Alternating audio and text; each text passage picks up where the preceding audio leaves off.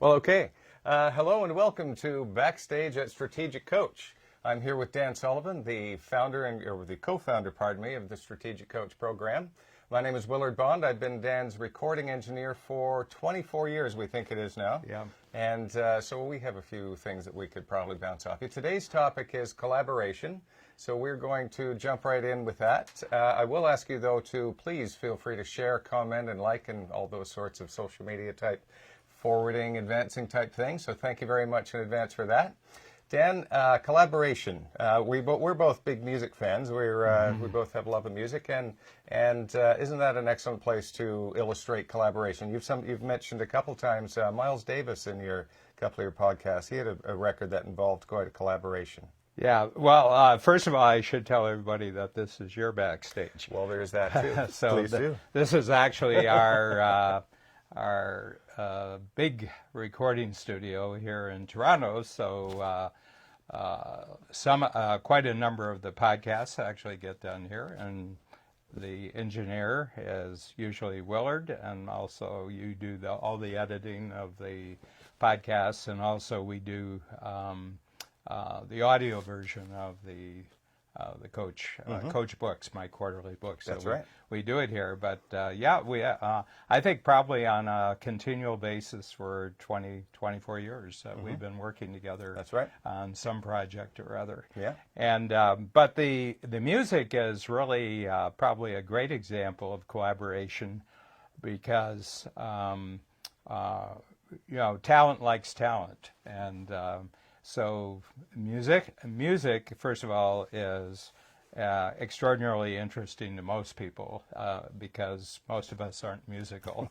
And I think we are in great admiration of individuals who are any kind of musician, but I think particularly jazz is probably an example of where just kind of unique capabilities will collaborate with each other. Yes. With perhaps the least preparation, where a really top-notch jazz musician will bring in years and years and years of collaboration with other musicians, and they'll have riffs, they'll have certain things that they're known for. Yes. And probably one of the great examples, and this is the all-time best-selling jazz album, called Kind of Blue, and it was done under the creative direction of Miles Davis, one of the great trumpet players of all time. For sure. And he pulled into a studio in New York.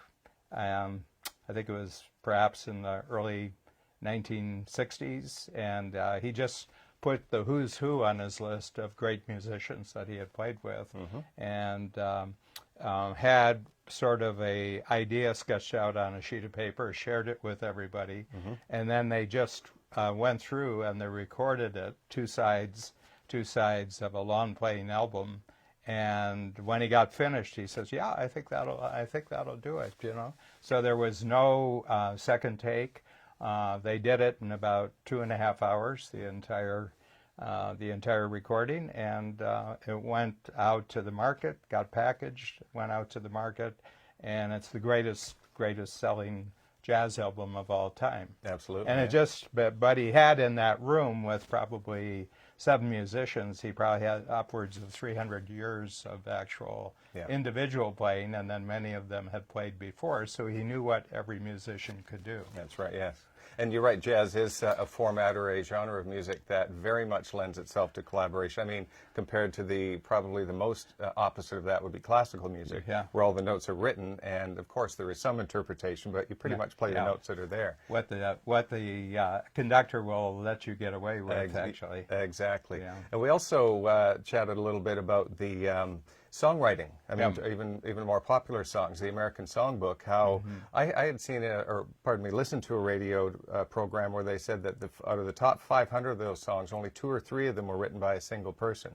I couldn't confirm that on the web when I went to research, but I did find out that it's certainly very much that's the case. Rodgers and Hammerstein, how he worked in Rodgers and Lawrence. He worked different. One of them, in one case, he wrote the music first, and the other. Rodgers and Hart. Rogers and Hart. There he goes, Lawrence Hart. There you go. I'm so well. Yes, pardon me. So we have songwriting collaborations are quite popular. Lerner and Lowe, Lerner and Lowe, and there was a great movie made probably about 15 years ago called Topsy Turvy, which was about Gilbert and Sullivan, who wrote the operettas, which were tremendously popular, the HMS Pinafore, Pirates of Penzance, the Mikado, and wonderful movie was made about it, but they never met while they were producing actually a new, Sullivan was the composer, and Gilbert was the lyricist, and they would send it by courier. They would work on it together. I'm not sure who led the creation, but one of them would send it over the other, and the other one would do the music and send it back, and then they go back and forth. But they never actually met until I think probably when they were in rehearsal. Right. Wow. Yeah. That's something. Yeah. If you're just joining us now, I'm here with Dan Sullivan for Backstage at Strategic Coach, and we are talking about collaboration. Dan, is there a number that is good for collaborating? Like, is it better to just have two people connecting, or is there a larger group? Is that appropriate as well? Yeah, well, it was, there's been huge projects on the planet.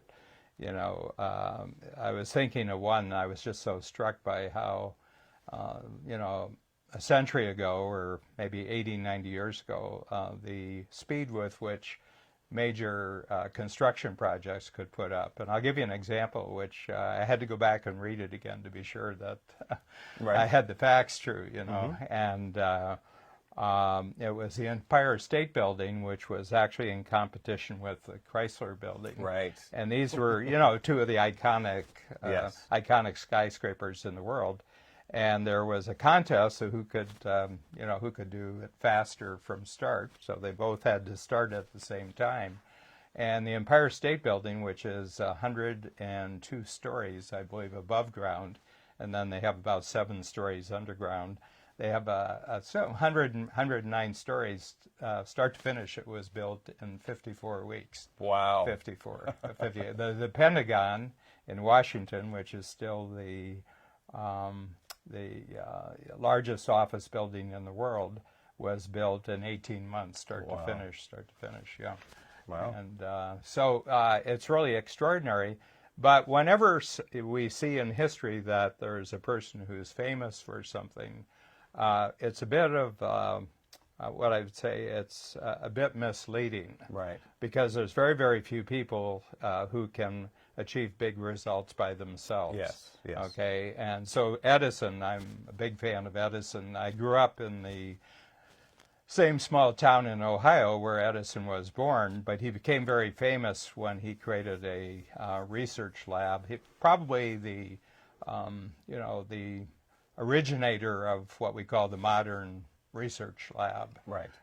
Industrial research lab, and I think he had like 100 technicians and engineers in this lab, and he had an agreement with them that anything that they came up with, which was brand new, he got the credit for it, right? Because they were on his payroll, Sure, and they wanted to work with Thomas Edison. Yes, but it's that massive collaboration that he had, and I believe that.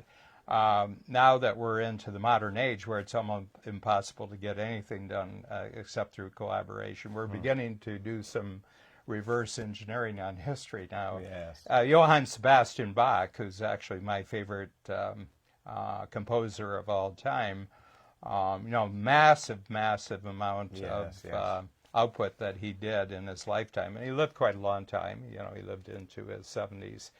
And but he was one of 70 Bachs over 6 generations who produced music. Yes. So there's a lot of feeling that he was the aggregator of what 6 generations of Bachs had done, and that he probably collaborated enormously with cousins and uncles and so on. So history shows, kind of mountain tips, but it doesn't show all the massive amount of human cooperation. the very famous sculptor in Rome, very famous for all the fountains in Rome, Bernini. Yeah. He had a company of 10,000 sculptors and Wow. workmen and craftsmen who actually helped him. Yes. Helped him. So he had a nose guy, he had an ear guy, and Wow. if you were good at noses, noses and ears and mouth, then maybe you'd get a face someday that you could actually do. And I suspect all great works, all great productions. They mention one person, but it's actually a vast collaboration of other talents that come together. Right, right. So is there a time when it is the right time to either look for a collaboration or to reach out to find somebody to help you, or is it, what's your thought on that? Well, I think it's in Strategic Coach, we have the concept of three things. We have unique ability. Yes. So what we try to do in Strategic Coach, and certainly what we coach the entrepreneurs, is to have every individual who works in our company just get more and more narrowly focused just on something that they do Yes. extraordinarily well. One is that they're very good at, and the second thing is that they really love doing this. Yes. And then the next step is that they create unique ability teamwork with other, with other individuals who've gone through the same focusing on their unique ability, Yes. but different unique abilities. Yes. So when I come into the studio with you, I don't have to give a thought to any of the sound engineering or any of the editing. All I have to do is go into that room, Yes. there, very quiet room, and all I have to do is do what is my unique ability. Yes. And then there's others who are part of that, and so the big thing is to know what you're uniquely good at and draw a circle around that.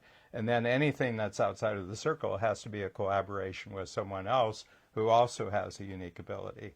And then the concept that pulls this all together is who, not how. Right. It's Yes.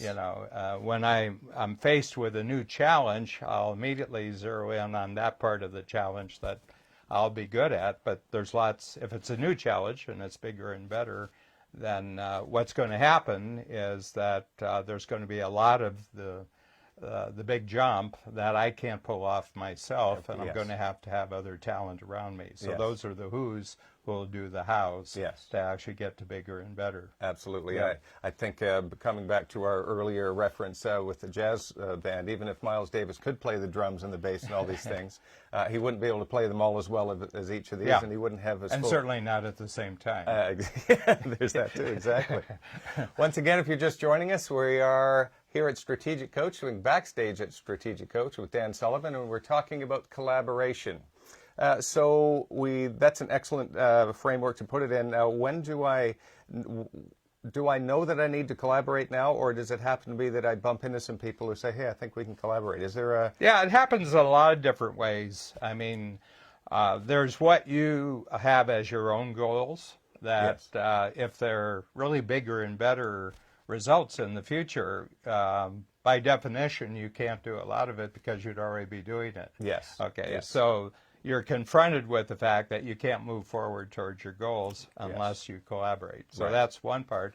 But then there's two people who are just talented, and they come together and they can talk about achievements together that neither of them could do alone, but Yes. together they could actually achieve. So I think it can start at the individual level, or a group of people get together and say, hey, you can do this, I can do this, you can do this. Together, we could pull off something that neither of us could do. Yes, and I've my experience is, and I'm sure I hear this a lot from the clients, is it is sort of you bounce off of somebody and you say, hey, I have this and I have this, and we can collaborate about this, as opposed to I need to find somebody to collaborate with, because that might be a little tougher to actually go out and find I them. think it can't be abstract. It's got to be, I think it's something that can, if the collaboration can happen at all, Yes. it probably can happen right away. Yes. So my feeling is that there's kind of an immediacy Right. to it. And if you have to plan for collaboration, probably it's not a good project. Interesting point. We have a question coming in from Facebook. Samantha is asking, how did you two meet and what prompted your decision to collaborate? Yeah, well, this is a great question, Samantha. So when I met Willard, Willard was a sound engineer for a big, fairly large, very, very busy studio Yes. across town. So we didn't have this studio in our own premises, and so we used to pack everything up and we'd make our trip and wait in line because we weren't a big deal as far. I mean, I think that the two owners of the sound studio, I think they were very charitable, and I think they kind of liked us, Yes, the yes. coach team when they came over. Yes. And then and you were one of the top sound engineers. Our very first big project, which was the 21st Century Agent. That's I think right. it was 1994. 94, yeah. 95. 95, So yeah. it would be 24 years Yes. since we started. That's right. And I can remember I had to stop about every 2 minutes because my throat was seizing up and everything like that. Now, I can talk for hours, Yeah, yes, indeed. I don't know if that's good for the world, but it's good for me. Well, and Samantha, I should also add that at the time, as Dan said, I was in a studio doing lots of different things, working with various clients and so on. And around the time things changed around here. So the coach took over the space of this studio that's in the actual building with the strategic coach. And at that point, I was invited to come join them. So I was deciding, should I basically hitch myself to this fine strategic coach wagon, or should I stay at the studio and keep my fingers crossed that enough other work will come in all sorts of different kinds of ways? And I still managed to keep doing that, but I'm very much my primary situation is here at the We coach keep now. you busy. They keep me very busy and very happy. This is a great place to come to every day. Yeah, So, thank you. yeah. Yeah.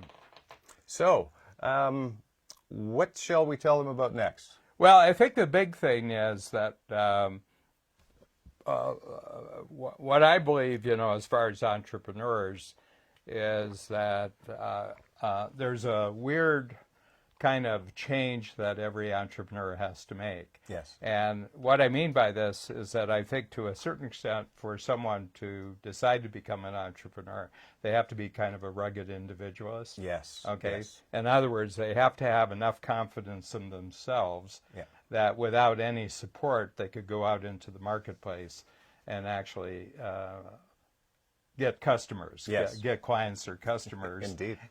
And I think that it's kind of an interesting thing that happens, and I would say that for most entrepreneurs, that's the way they remain for most of their life. Right. And they might acquire a secretary, or they might acquire, someone who's, a team member in some other Yes. respect, but they generally think of the company as themselves. Yes. And they don't.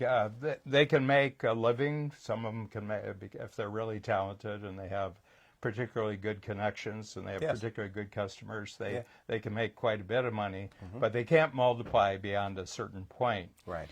And so, fortunately, I only have a few skills. Okay.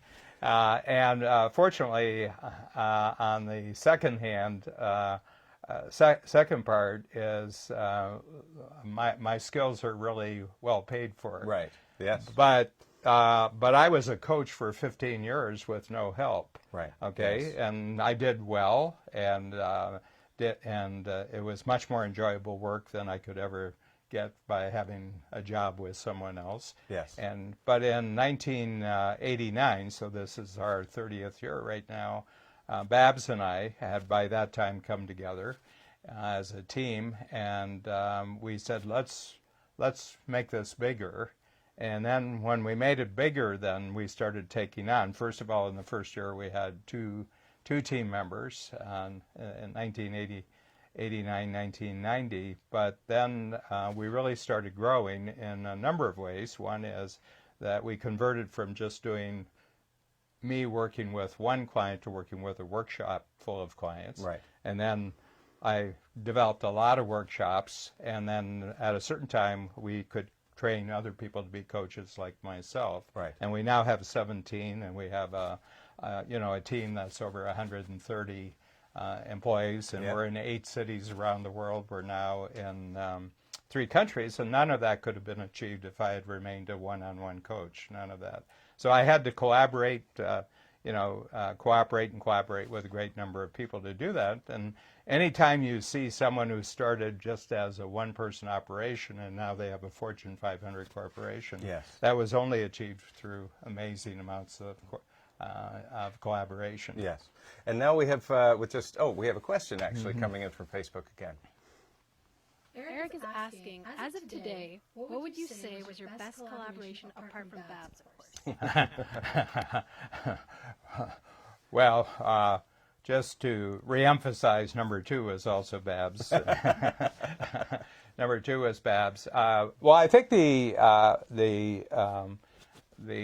number 2 collaboration is actually our whole business model, where in fact we're collaborating with our entrepreneurial customers. So the basic business model is that I will bring a certain amount of structure and process to somebody else's future.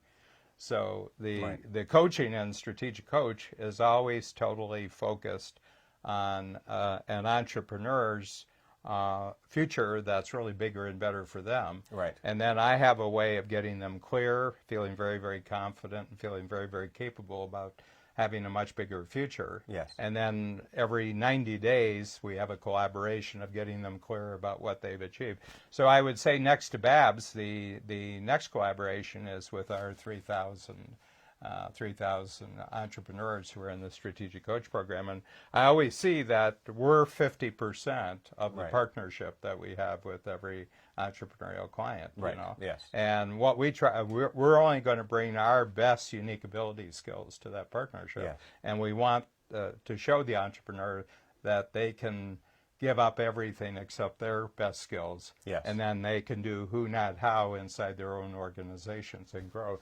So I would say that's the number 2. And then it's all of our team members inside Strategic Coach, including other coaches who support us in making this bigger.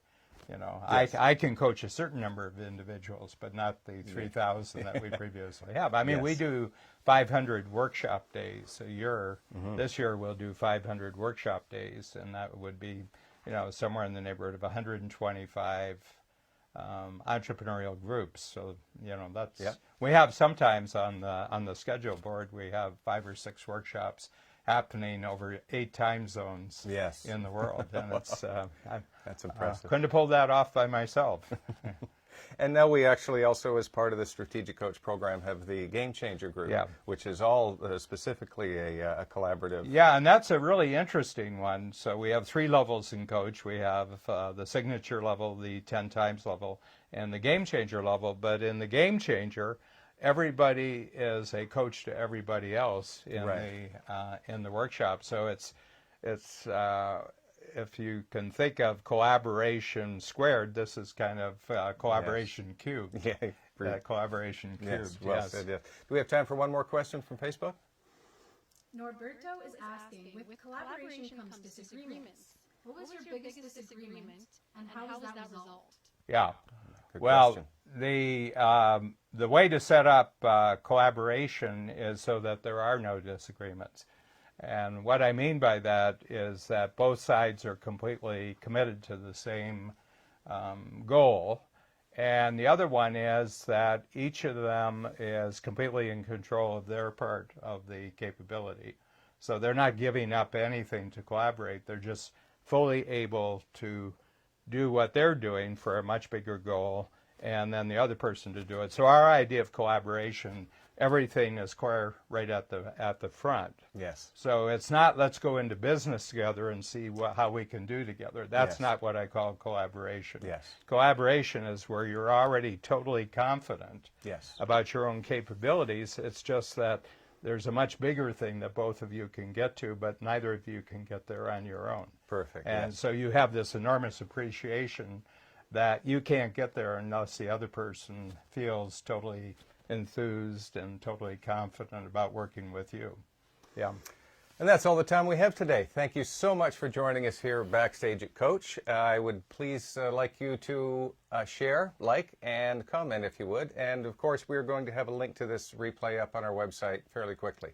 Notice the non-specificity of how quickly. I'd also like to direct you to our Who Not How information, which will be displayed on a link here as well and in the information notes. Thank you so much again for joining us. It was great to chat with you about collaboration with Dan Sullivan. My name is Willard Bond.